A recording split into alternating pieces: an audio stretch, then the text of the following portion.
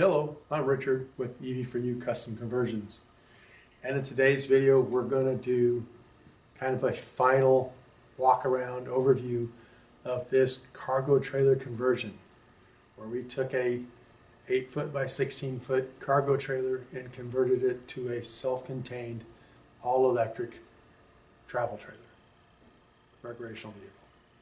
So we'll get started. We'll do the exterior first, and then we'll move to the interior. Well, we're going to start on the back side of the trailer here. The lights on here are clear, so they don't really show up until they're on, but the LED lighting. But the two that you see up top here, there and there, I added those. Those are brake lights and turn signals only. And so, the trailer's got the tail, brake, and turn signals that it came with. I added those extra ones up there because in my experience it really makes the thing stand out more in traffic, so people further back can see that you're stopping or turning or whatever. So anyway, simple addition, but I think it adds to the overall layer of safety. So those were added. There's cameras all the way around. You can see one up there, and well, the front corner you'll see one. Anyway, there's 4 cameras, so that you can see what's going on inside the trailer, and also while you're going down the roads recording what's going on around you. In the back here there's 2 doors, what's the word I want to use? Anyway, 2 openings that are locked, but those are the intake and exhaust for the EcoFlow Wave 2 air conditioning and heat. We added 2 windows on each side of the trailer, and we'll walk around here and take a look at the front. Oh, there's 30 amp electrical service that was also added. It's a very shallow V. I really can't get back far enough. I'm against the wall and the door here, but it's a shallow V. It's only about 1.5 feet. Okay. Not that much of a V. And then on this side we have the freshwater fill. So that's pretty much it. Underneath the trailer we have 46 gallons of gray water capacity storage, and with that there's a pump, so I can pump those tanks. I don't have to gravity flow, because this trailer's kind of low, that kind of thing, but also means I can send it further. And we have a dry flush toilet, which I'll show you when we get the inside. And so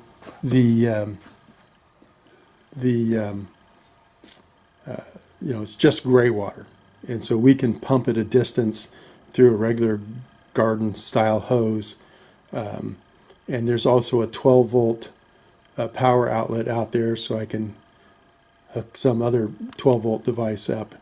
And there's also lights underneath the trailer that point down for as a rodent deterrent that will hopefully keep the critters away from the trailer at night. And they don't shine out, so it won't bother anybody. If you were, my goal is not to be around other people, but if you were, it wouldn't be offensive to them. But again, it keeps there from being shadows and spaces where rodents might want to get and chew on your tank or a hose or whatever. Okay, and I did a video on how I did those tanks and the way they were mounted, and the gravel shield and all that kind of stuff in a much earlier video. Again, in one of the very early videos, I showed that I made this step. It's a larger platform, just to be a little more stable and user friendly. My wife and I are only getting older, and but it's lightweight. It's made out of that 80/20 stuff and some ABS, and so it's light. And I use it for storage for things like the chock, the wheel locks, and a few things like that. When it's in the bed of the truck, I just lift it out and stick it here, and it's a step. But the top lifts up, and there's storage in there also. Of course, first thing you see, we've got a fire extinguisher and grab bar and electrical switches here. So we've got the main light, ceiling light, the lights over the bed, and this is the fan. The fan is a reversible fan and multi-speed. We also have lights underneath the counter, and they're dimmable, and they also go red. And so lights are controlled here, that, and that's our water pump right there. Sink with the normal gadgetry. Because we have a gray tank, I've got a strainer here so nothing goes into the gray tank. We don't want any food particles or anything going down there. We have a dispenser for our drinking water. We're from Northern California. We have great bottled water up here. Comes right off Mount Shasta, and so that's what we drink. So we have a 50-gallon freshwater tank on board, and then we have 5 gallons of drinking water, and we carry extras in the cab of the truck in the back seat. So that's separate drinking water. The 50 gallons isn't consumed for drinking. It's only for cooking, cleaning, and bathing. So we have a 6-foot counter. You come in, and then storage above. Those are 30-inch tall cabinets. And underneath here, there's the 50-gallon water tank. Other stuff stored underneath there, of course. But there's plenty of storage down below here also. There's 3 drawers. There's these 2, and then there's one in here. This is a drawer also. So we've got that for storage in the kitchen area. On the other side here, we have, and this is not a real wide angle on this. I guess I could use my phone, but I'm just always used to using this Sony camera. But anyway, on the other side, we have kind of the cook area. Let me turn off my camera monitor here so it's not a distraction. And so we have a small microwave oven. You have a pantry above that, again 30-inch tall, and then below the microwave oven we have an induction cooktop dual element setup, which you can actually use in the drawer, or you can remove it from the drawer and move it over here to the counter, or you can take it outside. And below that is the electrical cabinet with all the electronics, batteries, and all sorts of good stuff in there. Did I start to mention the wardrobe? So this is a wardrobe. So you got your hanging clothes can go in there, and folding clothes can go in here. Then we have seating in the back, and these are cushions that are meant for like a front porch swing, so they're supposed to be really puffed up and everything, but they come in a little tiny box, and they're vacuum packaged. So they're just, sucked down to nothing. And you're supposed to set them out in the sunshine and they'll puff up. Well, we just haven't had much sunshine lately. It's been raining and cold, and so they haven't had a chance to go out and really puff up. So that's to come. Right now we've got Velcro around the windows that I don't like, and I'm going to have to come up with something else, but that's for the window covers. We got window covers that go over that are have the reflective stuff on the one side, and then they're black on the opposite side, so the inner side here. And then you have storage below the seating. We have 2 storage cavities in the back here on either side. This side is a Boujarvie 53 quart refrigerator freezer setup. We're using this one on the door side as a freezer only, and the one on the opposite side as a refrigerator only. And so, like I said, between those two there's storage. In the middle here we have the EcoFlow Wave 2, and it's ducted out. It goes out those vent doors that I showed you on the outside. We have a folding chair that we use in conjunction with the table, because there's so much width here. If you're sitting and one person's sitting on the bench, you can't go from bench to bench unless you had just a huge table, which would take up a lot of space. So in order to maintain as much floor space as possible, we have, I don't know if it's a 4 or 5 foot long table, and it's a folding table with adjustable height legs, so you can have it coffee table height, you can have it desk height, counter height, and so very versatile. Of course, you can take it outside, you can use it in here, and I'll show you some photos. You can have it fits across this way, or you can have it lengthwise, linearly also. We have a queen size bed up above, and we did a video showing how we designed and built the bed lift system, and that's all done through these channels with the truck.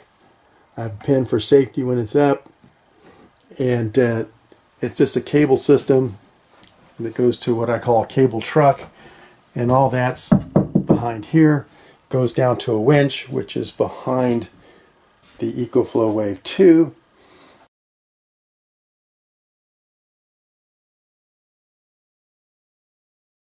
And press of a button, the bed goes up and down in literally just a few seconds. And so, and again, more storage on the other side here. So our plan is to travel with the bed in the down position. When I've had this out before, when I took it to the DMV and had the trailer weighed, I just left it in the up position. It doesn't matter, travels fine. But the idea is we'll travel with it in the down position normally. That keeps our center of gravity lower, that kind of thing. And the table and chair will actually just sit down on I've got moving quilt kind of thing, and it'll just be sitting on the floor in that. And like I said, I'll show you some photos of things set up. So that's the main part of the trailer. And then we have the bathroom here. It's a regular, door. It's 28 inches, I believe. And then we have storage. Look out for that guy. Upper and lower storage, and a mirror. And we have another mirror and medicine cabinet on. I'll walk in here. On this side right here.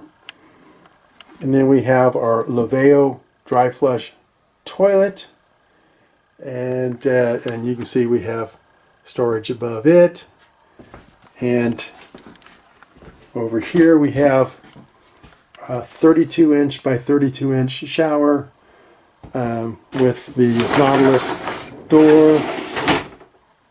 You've got your light switch and your fan. Again, like I said, they're the large fans with the cover, so you can have the fan or the vent open anytime, rain or shine. I usually drive down the road with the vents open so it doesn't get too hot in the trailer. They're multi-speed reversible fans. And again, like I said, switch it right there. We have some hooks and storage between the shower and the wall because of this shallow V. I didn't mention the outlets and stuff, but we have, power here. We've got outlet inside here. Inside here is also the hot water heater, 4-gallon hot water heater. We have an outlet inside the, these are outlets, I'm talking, 120 volt AC, inside the utility or the electrical cabinet. We've got one there. Also on both sides of the counters, plus we have 4 USB charging points there. And there's plugs in next to the wall on both sides by the freezer and refrigerator, and then there's one at each one of the benches. So I got plenty of outlets and lots of different circuits. So again, all the electrical, AC and DC, the fuse panel and the circuit breaker panel, all that is all inside my electrical cabinet. So that's the 50-cent tour. Like I said, on the roof we got 800 watts of solar. I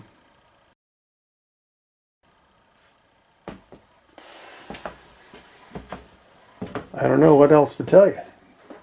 I think that's everything. Anyway, this was a 4-month journey from the time I purchased the trailer in Roseburg, Oregon, and brought it down here and ordered my stuff and figured out how I was going to do this, and then actually having time to do it. So now we're waiting on the weather, and then we're going to do a 3 or 4 day shakedown cruise to make sure everything functions and holds together. I've never done a trailer from scratch like this before, so this is my first time out. And all these cabinets are residential. So this is particle board. So they're heavy. That was the other thing I was going to share with you. And so, I don't know how this is all going to hold together. I mean, I tried to, I've got, plywood backing, and these are bolted to the wall of the trailer, and hopefully, I'm spreading the weight and everything, and the glue and staples that they make these things out of hold up. But I don't know. I really don't know. The other thing was, if you watched the earlier video, the trailer, the quality of trailers today is less than desirable.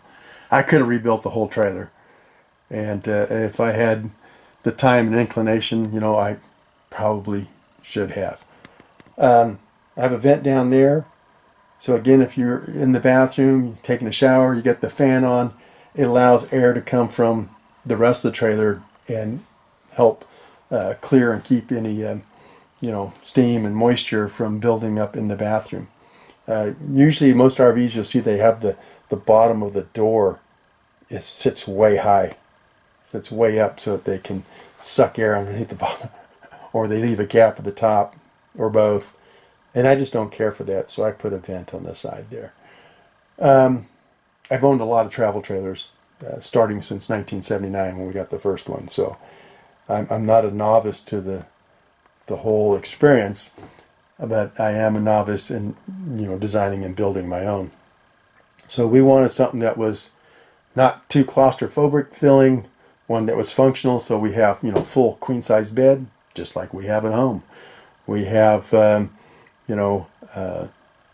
32 by 32 inch shower. It's a comfortable size. You're not feeling like you're somewhere and roughing it at all. My research and everything, I'm hoping the dry flush toilet works as nice as I hope it does. But we don't have a black tank in that case, so that's less water that we have to store on board, and which is a weight issue again. And so let's talk about weight.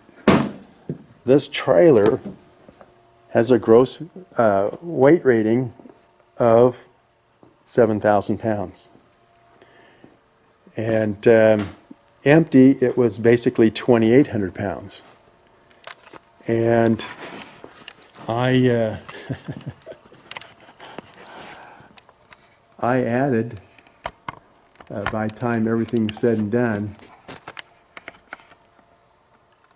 enough weight to bring this trailer's weight up to basically almost 6,000 pounds with a 650 pound tongue weight. So by the time we put all of our personal belongings and everything in here, we're probably going to be 6,500 pounds. So heavier than I really wanted to be, but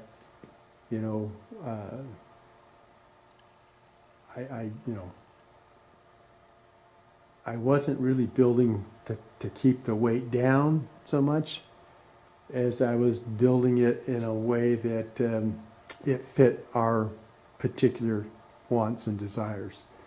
And so I guess in that case I came in underweight. We're not up at the limit.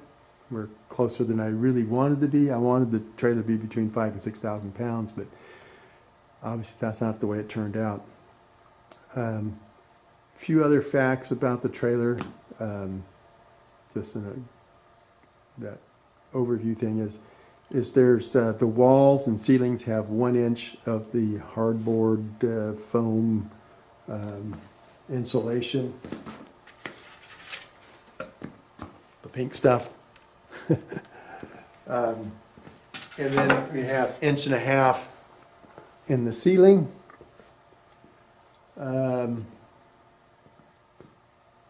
What else? So you got a double floor, so you got 3/4 inch plywood floor that came on the trailer. I put 1 inch of insulation down and put 3/4 inch plywood on top of that, and then it has a waterproof laminate flooring on top of that. And so all these things just add weight. The original trailer had 3/8 inch plywood walls, and because I was bolting stuff to the walls, I went to 1/2 inch, give you a little more meat to bite into, and I used inserts and stuff, so I'm bolting. So like the bed rails, those were actually put into place, found where my mountings were going to be, and removed the wall, put a nut stop or whatever they're called on the back side of the plywood, and reinstalled the walls. And so those channels are bolted to the wall.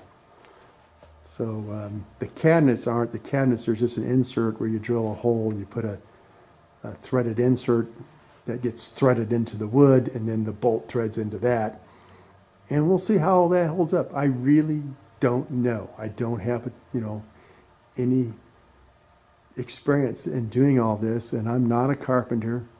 I'm just, there are things I know about, like the solar and batteries and so forth, and there's things that I'm faking it.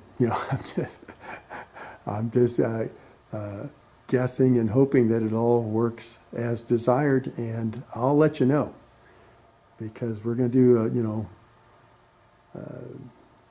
about 400 mile shakedown cruise, like I said, 2 or 3 nights, and see how it goes. And then after that, we'll probably do probably 25 to 3,000 mile trip that we have planned to the southwest of the U.S. here. So we'll see. We'll know. And hopefully, we don't get to our destination and find a pile of rubble inside the trailer and water leaking everywhere and all that kind of stuff, So hopefully everything holds together and works as desired, and I have some good reports and some positive things to share with others, that that you can do it too, and or come back and say you don't want to do it this way. And so we'll see. I really don't want to be rebuilding this trailer. And so one of the big issues that's always concerned me, and I've already thought about if I have to tear the thing apart and redo it, is I'll be doing quite a bit of welding.